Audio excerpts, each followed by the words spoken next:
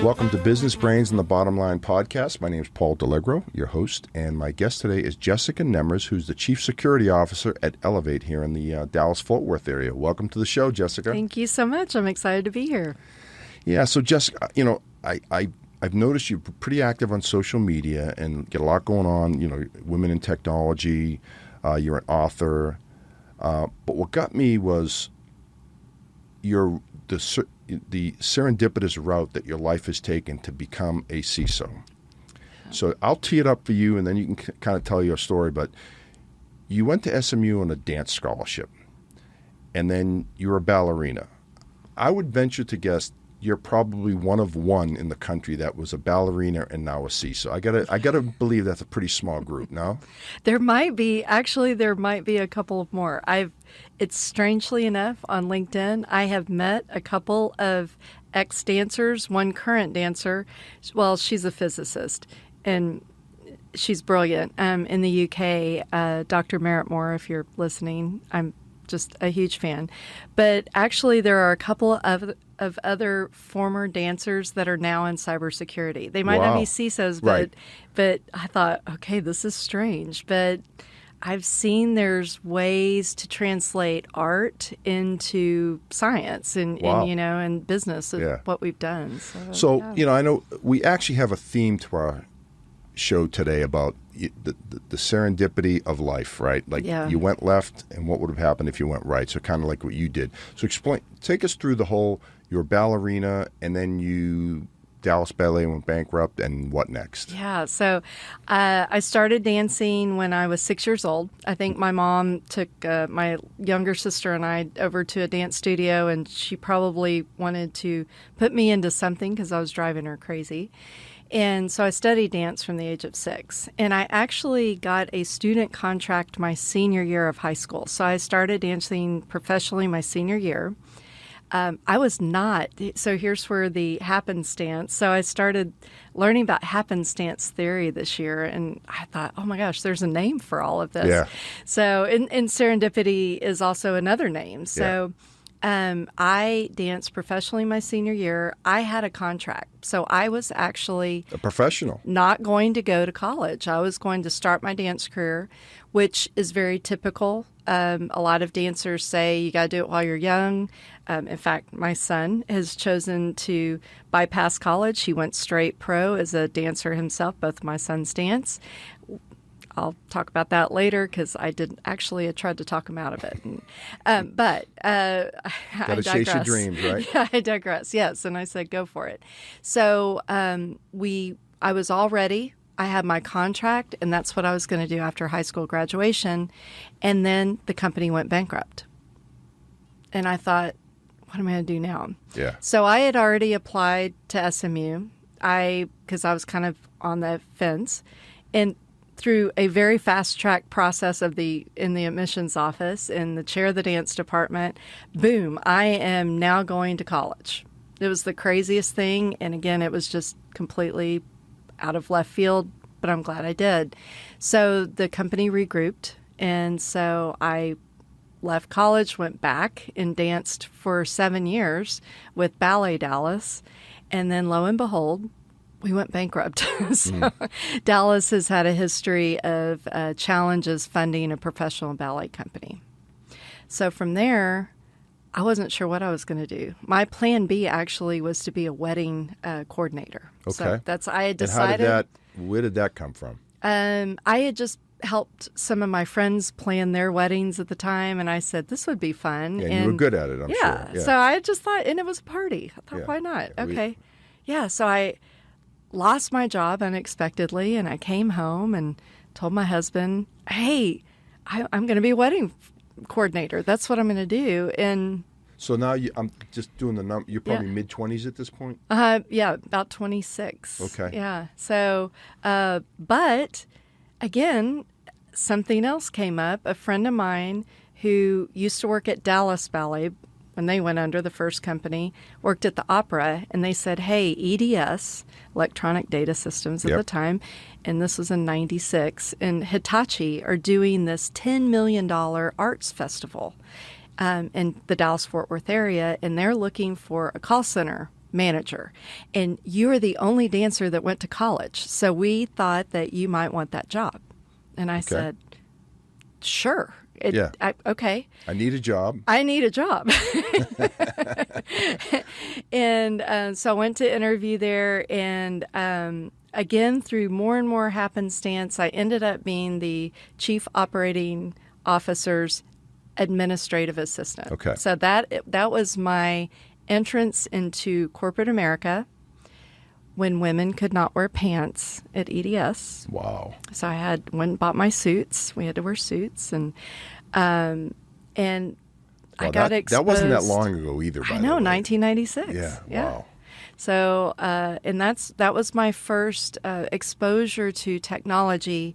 It was an arts festival, though. So I was working with arts communities and scheduling appearances and things like that. But I really did fall in love with corporate America, which is weird. I liked the structure. I liked the big building, and badging in. And then, again, serendipity.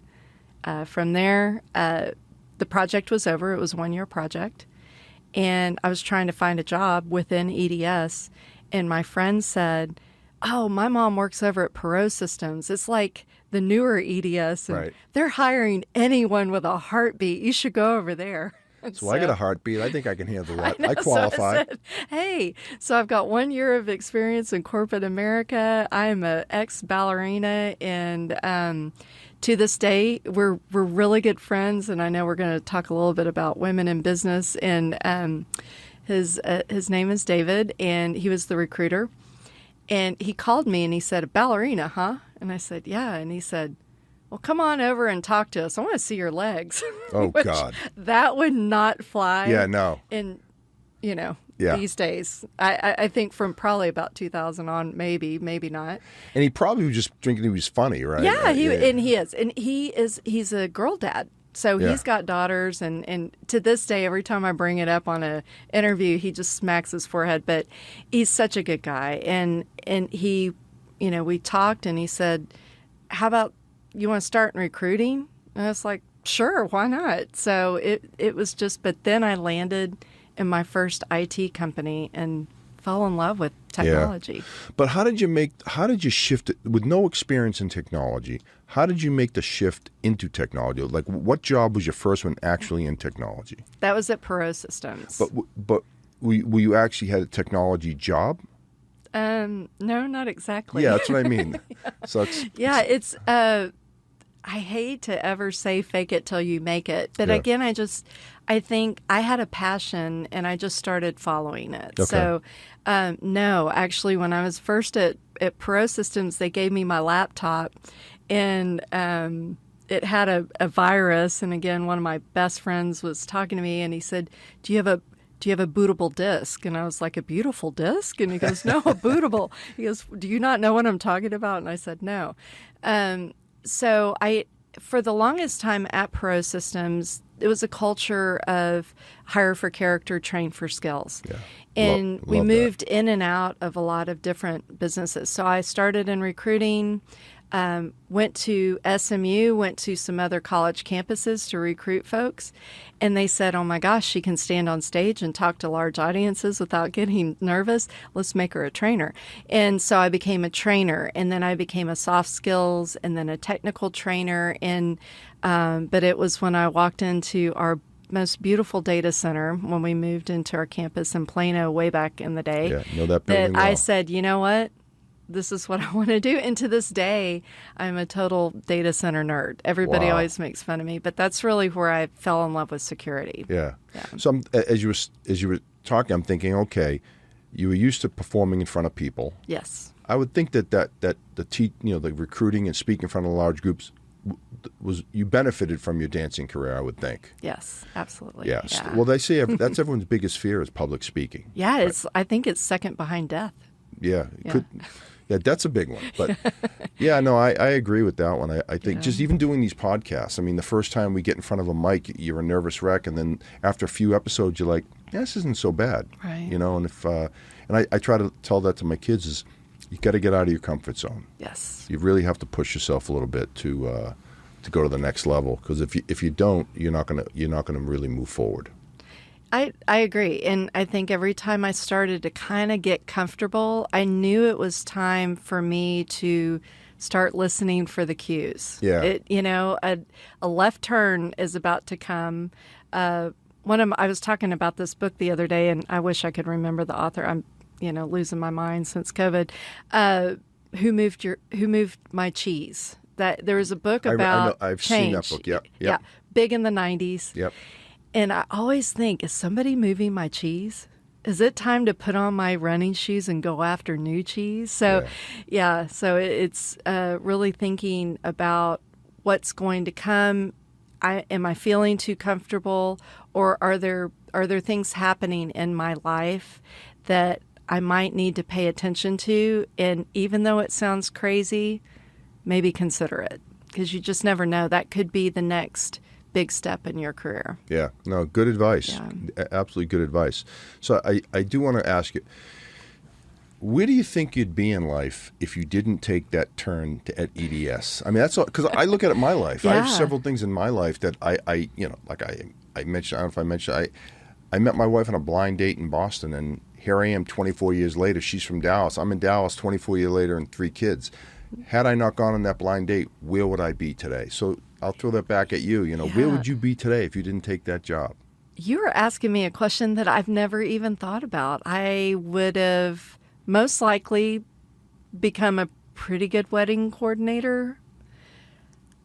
I don't know where that would have led. Yeah. So I most likely would have needed to find something else. Yeah. If that didn't satisfy me. Maybe I would have become a big event planner. For those who know me, I love a good party.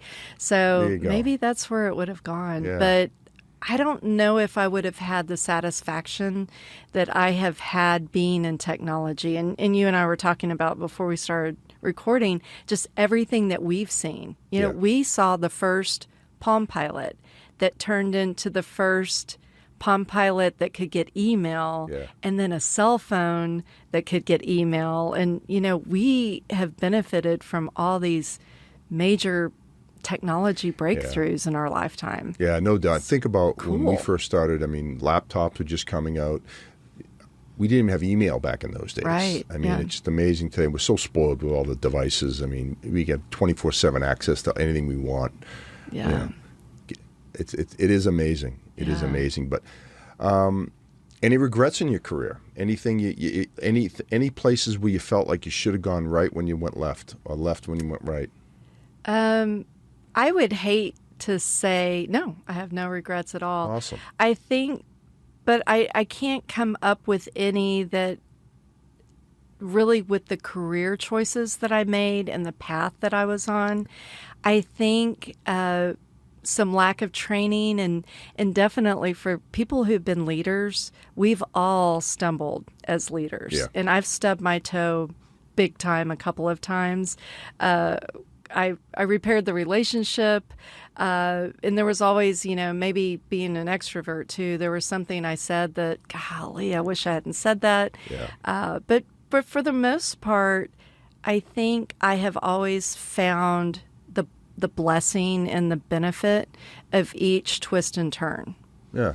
Yeah. Very nice. It puts you in a good spot in life too, I think, if you're comfortable, and you can't look back, right? Yeah, you can't. Because I would really probably pick it apart and overanalyze and drive myself crazy. I know I do it. I look back and go, oh man, I shouldn't have done that, and whatever. But you can't. You can only live for today and move on for tomorrow, and just keep moving forward. But so another subject I want to touch upon is, obviously you're a female in technology, and before the show we were kind of talking about, I think I see more and more women, but not enough, I don't think. I mean, what's your take on that, and how active are you in all the women in technology groups that are out there, and what are you trying to do?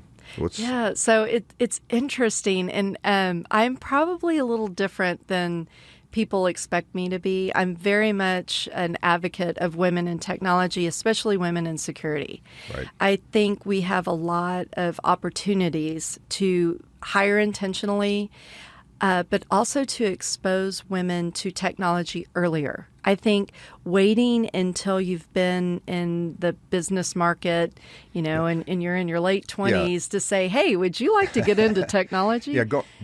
Becoming a ballerina and then at age 25 trying to get into technology, probably not going to work most of the time. But unless you have a drive like you. Yeah, it's never too late, though, because I've seen the beauty of cybersecurity is I have seen a lot of people say, you know what? I'm really interested in doing that. And there's training, there's online opportunities, there's mentors out there. And I've done a lot of that too. So I've worked really hard to expose opportunities in cyber to everyone, and especially from non-traditional backgrounds, which again, in LinkedIn, I've actually found ex-dancers that are in cybersecurity, and I thought I was the only one. Yeah, so I thought I'm you glad, were too. I know. I'm glad I'm with friends on that. So, but yeah, I think one of the things, if we talk to young women, especially in high school, and we say, hey, have you ever thought of doing coding? Have you ever thought about being a network engineer? Have you ever thought about going into cybersecurity? They probably look at you like, no, and who knows? Maybe they're like, no, I'm just going to be an influencer on TikTok. But that's not their natural inclination. And maybe like your daughter, they're great in math. So maybe they think I'm going to be an engineer, I'm going to be in science. But again, I think there's still enough ways that we're raising our kids in a stereotypical way, which, so I have two sons that after they tried every sport and band and scouts, I finally had to have a conversation and say, I can't keep jumping from baseball practice to ballet class. So you guys, I need you to kind of decide what you want to do because that's a lot. Yeah. And they said, you know what, we would really prefer to dance. And then I tried to talk them out of it. Really? You hoping I would really, I kind of wanted you to stay and I don't know.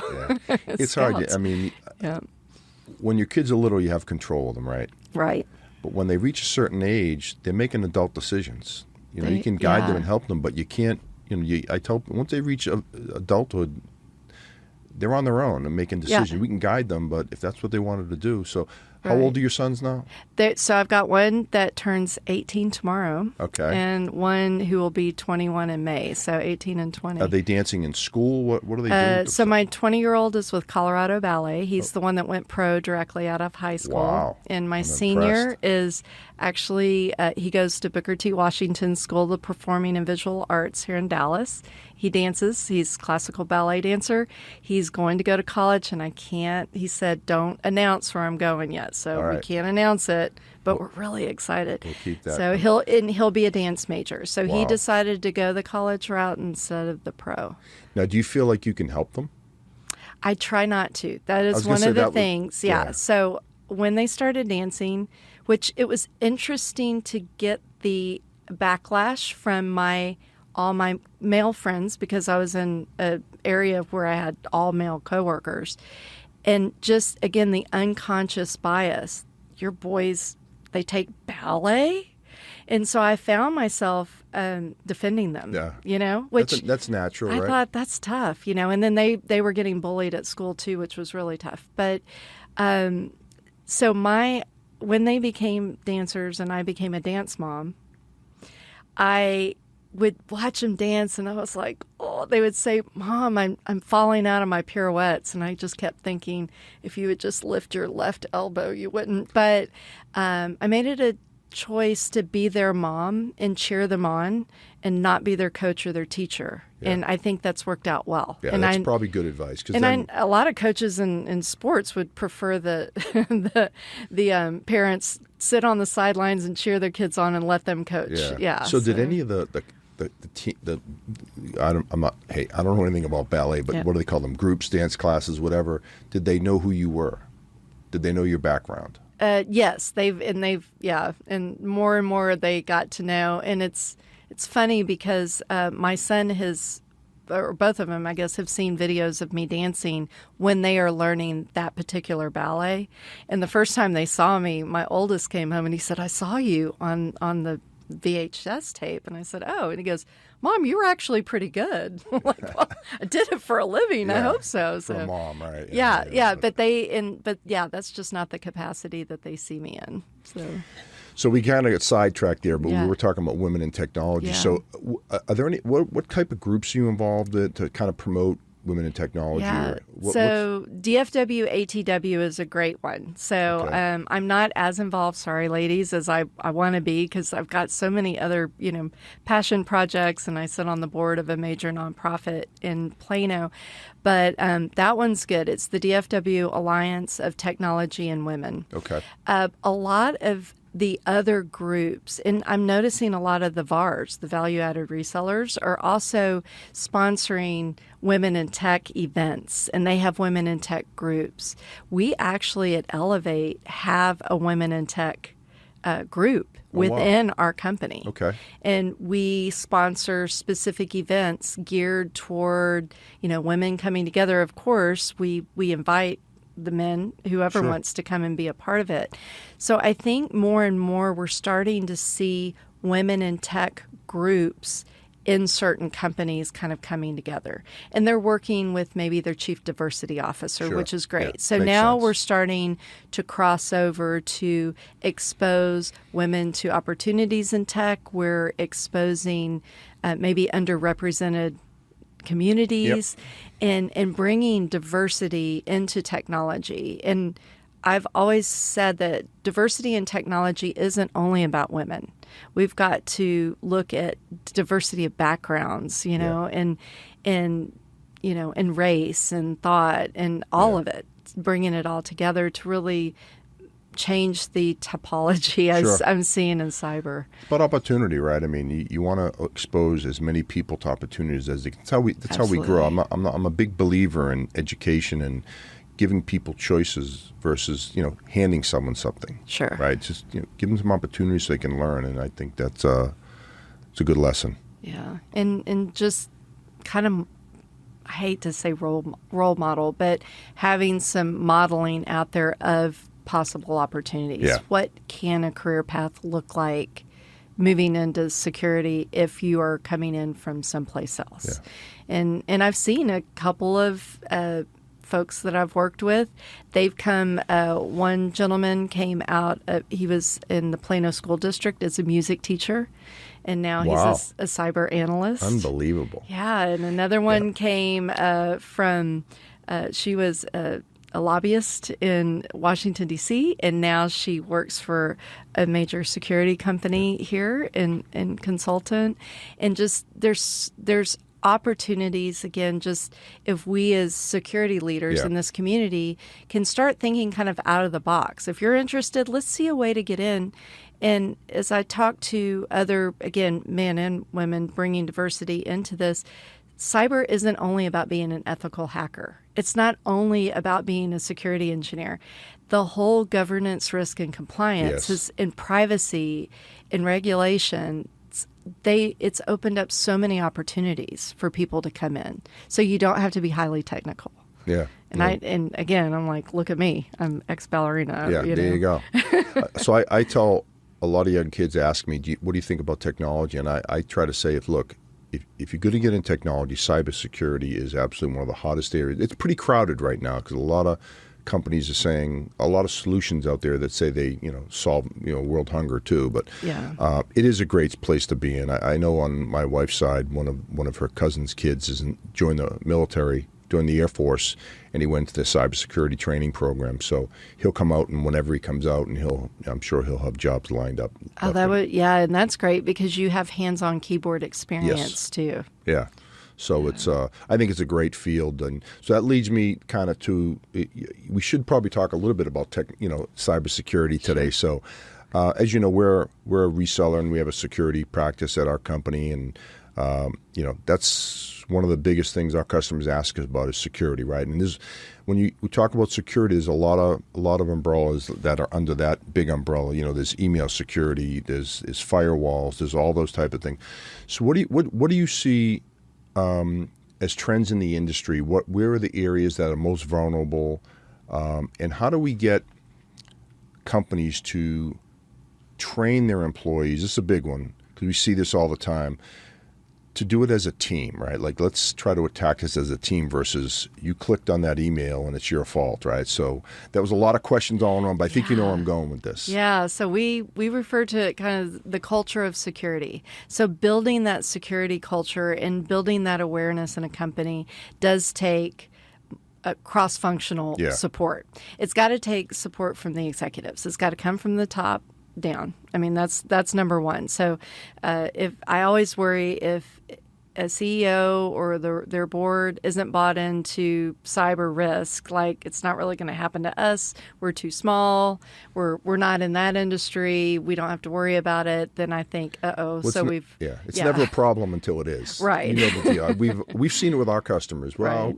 We don't really have the budget this year, and then they get hit with some ransomware, and then all of a sudden it becomes an issue. It does. And a lot of CISOs suddenly get their security budget after the breach or after the attack. Funny how that works. Yeah. And unfortunately, there have been enough stories now in the news that we can kind of say, guys, look at the news. Everyone is at risk here. So I think getting their buy-in and support's the first one. And then if you don't have a large security team, partner with the training organization, partner with HR, partner with legal, and there's activities that can happen within a company to build that culture. Phish testing, I believe, is very, very important. Yeah, agreed. Not shaming the people who clicked on it, because we all click on them. We're busy. We're going fast through our emails. Completely agree. I've told all my kids, never click on a link in an email. Yeah. If you get an email from your bank, don't ever click. Go to the website, log in on your own, and you realize they didn't need that information. Absolutely. And they'll never ask for it either, that kind of thing. Yeah, and that's one of the biggest ones. We've all been in those meetings, Jessica, where something has happened and everyone's doing this. Yeah, it's right. Their It's fault. terrible. Yeah. Nothing gets done then, right? No. So I've heard this from several other people, and you're confirming it. You got to create a culture where it's a team effort. We're all in this together. Yeah. No one's perfect, and just educate people on what they need to be doing. Yeah, and I think when I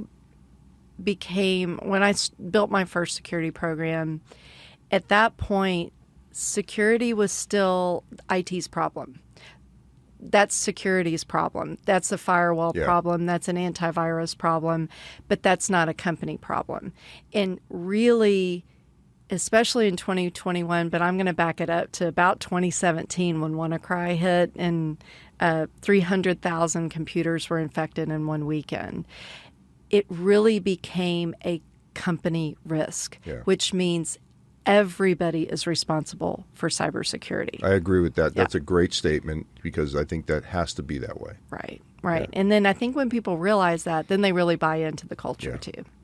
Well, ransomware seems to be the top, talked about topic everywhere you go, but it's really changed too with some of the pipelines that get shut down. It's infrastructure now too. They're not just taking data; they're doing other things. They're shutting companies down, right? I mean, talk a little bit about that. I mean, what you're seeing out there. Yeah. So I worked at a manufacturing company before Elevate, which is a fintech company. So it's been really interesting since May of 2020, moving into a whole different industry because we have new challenges, right? So, but yeah, we've since really 2015, a little known story about a German steel company, and their mill was infected with malware in 2015, and it was not able to. The melt shop was not able to shut down properly, and sometimes shutting down a melt shop takes 7 hours, 12 hours.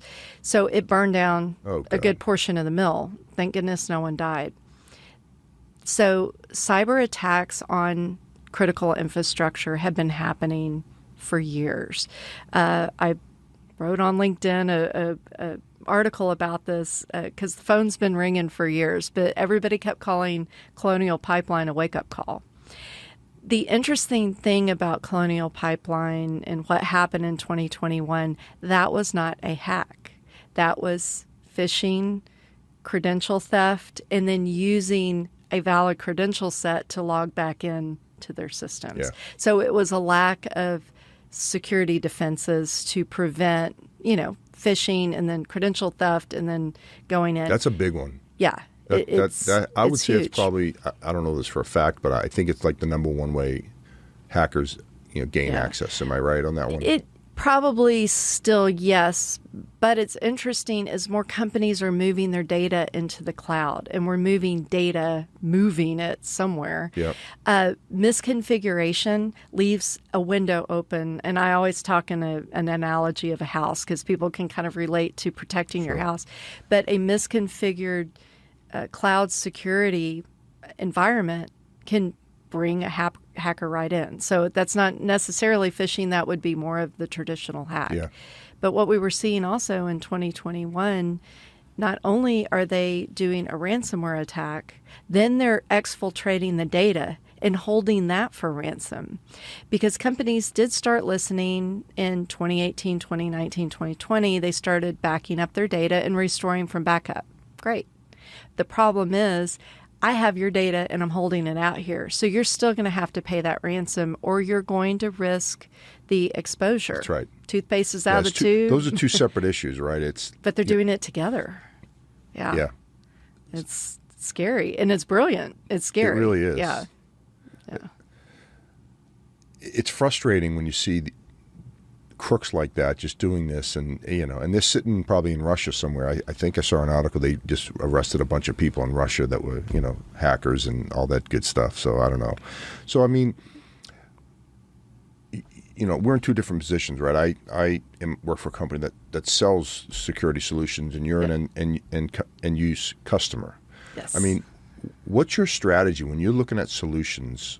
What do you look for? What are the 1, 2, or 3 things that you're looking for to protect yourself and to remediate any situation you may run into? That's a good question. Unfortunately for us on tight budgets, it's going to be budget. It's going to be cost. Always is. It's going to be cost. It's going to be features related to the cost. And then for me as a chief security officer, I'm going to look at the solution for my environment, for my company, because every company is different.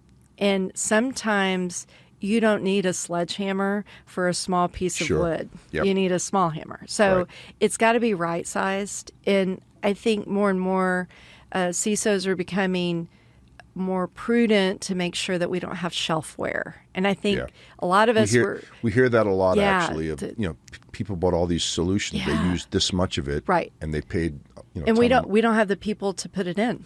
Yeah. So we're using 10% of it, and then we got another product that does more.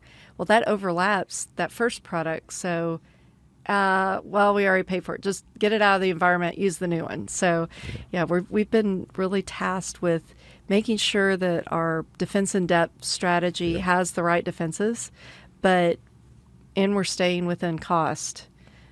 And then, companies keep merging too. Yeah.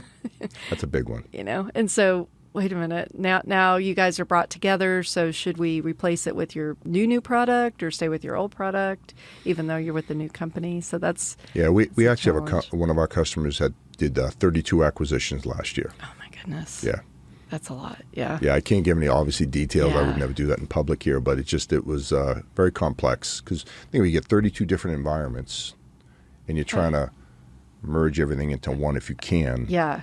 And I went through a large M&A, and on the security side, that is pretty risky and terrifying because once you bring the new tenants into your house, again, I'm going to do the house analogy.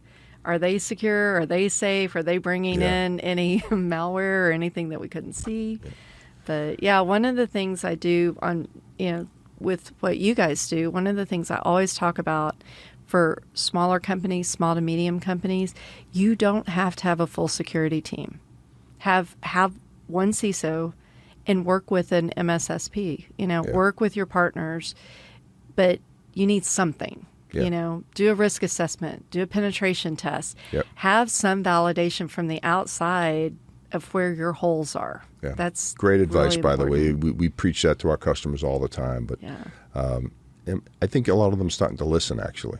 I hope so. They have to. I hope so. Yeah.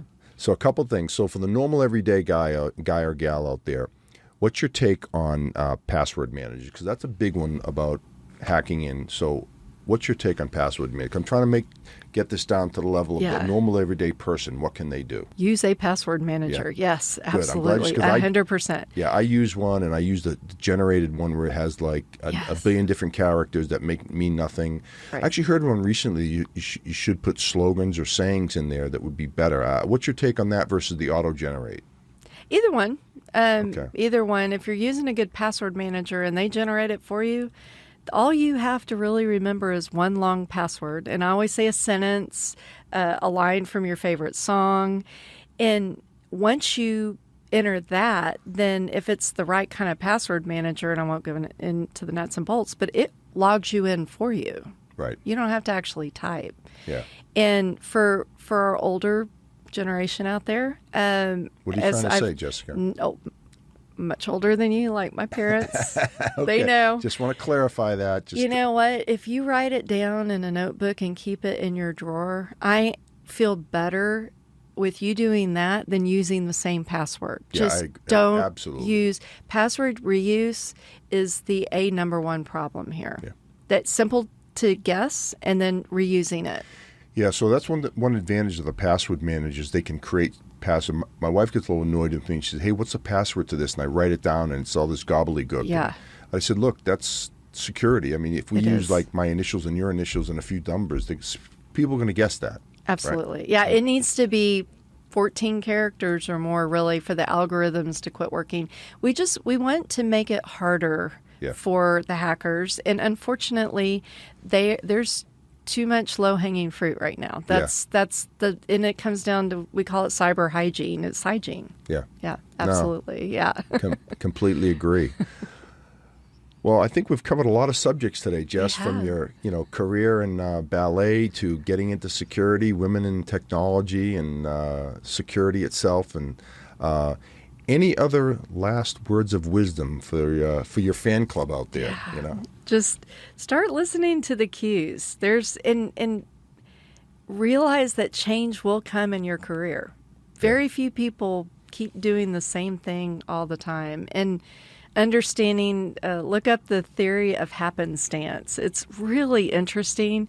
And being in tune to that, especially with our younger generation coming up, they could have a really exciting career. And I can't wait to hear everybody's twists and turns. Right. Well, if someone wanted to reach out to you, what would be the best way, do you think? On LinkedIn. LinkedIn, yeah, got it. LinkedIn. I'm on Twitter. I don't check Twitter as much as LinkedIn, and I have a public Instagram too. But that's, people refer to that as my bourbon blog, which it kind of is. So yeah, we talk a little bit about security. I mostly like to talk about bourbon on that one. Yeah, very nice. Yeah. I'm learning more about you every second here. I know you like bourbon. That's great. Yeah, I do. So.